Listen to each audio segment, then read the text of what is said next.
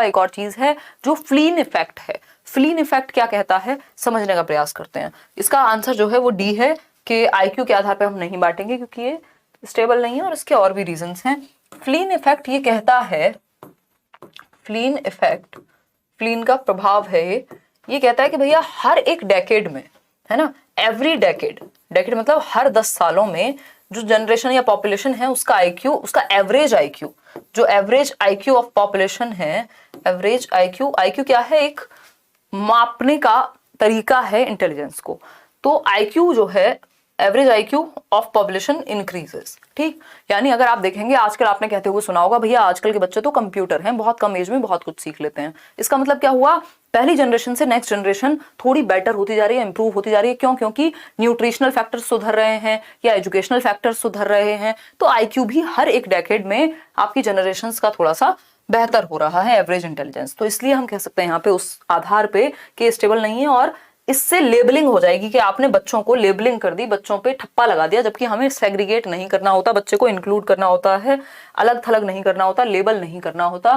Question number 12 देखिएगा, question number 12 हम proper समझेंगे कॉन्सेप्ट को, हम सिर्फ क्वेश्चन नहीं कर रहे हैं यहाँ पे। ये क्वेश्चन तो आप सिर्फ, हाँ मैं सभी सब्जेक्ट करा दूंगी आकांक्षा, ज्यादातर जितने भी सब्जेक्ट है मेन उनकी मैं करा दूंगी online papers, don't worry. According to Harvard Gardner, Gardner की थियोरी के अनुसार it is important to have a variety of teaching methods, यानी कि टीचिंग स्ट्रेटजीज डिफरेंट डिफरेंट होनी चाहिए। क्यों? क्योंकि गार्डनर ने बुद्धि के भी अलग अलग प्रकार दिए हैं, ठीक है ना, with in a classroom. Because क्यों होना चाहिए ऐसा? क्योंकि गार्डनर ने बुद्धि के अलग अलग प्रकार दिए हैं, तो वो कह रहे हैं जब बुद्धि के अलग अलग प्रकार हैं तो बच्चे सीख भी अलग अलग तरीके से सकते हैं, तो उनको सिखाओ भी अलग अलग ढंग से, ठीक है ना। तो it helps exercise multiple intelligences, यानी बहुबौद्धिकता को निष्पादित करने में मददगार है। यानी जो अलग अलग प्रकार की बुद्धि होगी, 8 टाइप्स ऑफ इंटेलिजेंस की इन्होंने बात की है अपनी बुक फ्रेम्स ऑफ माइंड में, जो कि 1983 में पब्लिश हुई थी, ठीक। तो अलग अलग इंटेलिजेंस के बच्चों को केटर कर पाएंगे अगर आप अलग अलग इंटेलिजेंस या पढ़ाने के तरीके इस्तेमाल करेंगे। जनरल इंटेलिजेंस की इन्होंने कोई बात नहीं की।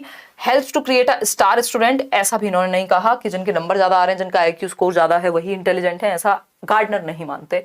It helps improve practical intelligence, ऐसा भी इन्होंने कुछ कहा नहीं है, ना प्रैक्टिकल इंटेलिजेंस का कोई टाइप दिया है, ठीक। तो ए ऑप्शन स्टर्नबर्ग ने दी है प्रैक्टिकल इंटेलिजेंस। क्वेश्चन नंबर 13 देखिएगा, मतलब दी मींस उन्होंने अपनी थियरी में बात की है, ऐसे तो थॉर्नडाइक ने भी अपनी इंटेलिजेंस की थियरी में बात की है इसके बारे में।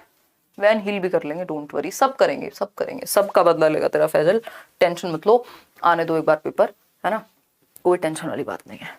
देखिएगा अगर हम बात करें द 2 वर्ड अटरेंसेस, बहुत ही आसान, बहुत ही ऐसा क्वेश्चन जो बार बार पूछा जाता रहा है, अलग अलग फॉर्म में पूछा जाता रहा है ना। अगर मैं बात करूं इस क्वेश्चन की तो हम देख सकते हैं कि the 2 word utterances often used by young children, यानी 2 शब्द 1.5 से 2.5 वर्ष के बच्चों में जब वो 2 शब्दों को जोड़ करके द्विशब्दीय उच्चारण, यानी 2 वर्ड स्टेज कहते हैं इसको, जब वो कहता है पानी दो, है ना, 2 वर्ड स्टेज। इस 2 वर्ड स्टेज को मैंने कितनी बार बताया है कि ये वो टाइम है जब बच्चा 1+1 यानी 2 वर्ड्स को जोड़ के एक सेंटेंस बनाना सीखता है, यानी मुझे पानी दो या मुझे ये पानी दो मान लो, है ना। तो ये क्या है, ये टेलीग्राफिक स्पीच कहलाती है ना। इसका तार पृष्ठ वाचन या टेलीग्राफिक स्पीच कहते हैं इसको। बैबलिंग होती है जब वो बा मा प इस तरह की बात करे, बाकी दोनों इससे संबंधित नहीं है। तो टेलीग्राफिक स्पीच को 2 वर्ड स्टेज, या ये वो पहली बार है जब बच्चा सेंटेंस बनाना सीखता है 2 शब्द जोड़ करके, टेलीग्राफिक स्पीच कहते हैं इसको। 1.5 से 2 साल, 18 से 24 महीने का टाइम है ये, ठीक। क्वेश्चन नंबर 14 देखिए, man generally think with their heads and women with their hearts, यानी जो पुरुष हैं वो ज्यादातर अपने दिमाग से सोचते हैं और जो महिलाएं हैं वो अपने दिल से सोचती हैं। ऐसा आपको देखने को समाज में मिल सकता है। इसका जो सबसे बड़ा कारण है वो हमारी संस्कृति हो सकती है, या हमारा सोशलाइजेशन उस तरह से किया गया है, कंडीशनिंग वैसी कर दी गई है कि हाय रे बस चिंता तो माता जी को ही होती है ना। तो ऐसा नहीं है, कुछ महिलाएं भी प्रैक्टिकली सोच सकती हैं और कुछ पुरुष भी इमोशनली सोच सकते हैं। तो ये इंडिविजुअल डिफरेंस का मामला है, और अगर ऐसा जनरली हम समाज में देख रहे हैं तो उसका रीजन हमारी कंडीशनिंग, हमारी अपब्रिंगिंग, हमारा सोशलाइजेशन है। उसका रीजन ये नहीं कि हम बायोलॉजिकली ऐसे हैं कि महिलाओं को ही सिर्फ दिल से सोचना है ना। दिल तो पुरुषों के पास भी होगा कि नहीं है, चेक कराओ एक बार जाके, हार्ट बीट तो चली रही होगी। खैर ये तो हुई मजाक की बात। तो ये स्टेटमेंट टोटली स्टीरियोटिपिकल स्टेटमेंट है ना। डिस्क्रिमिनेशन की तो बात हम यहाँ पे तब करें, ये डिस्क्रिमिनेशन स्टीरियोटाइप में अपने आप निहित होता है, ये बात याद रखिएगा। इसका आंसर डिस्क्रिमिनेशन क्यों नहीं है, क्योंकि स्टीरियोटाइप में डिस्क्रिमिनेशन निहित होता है।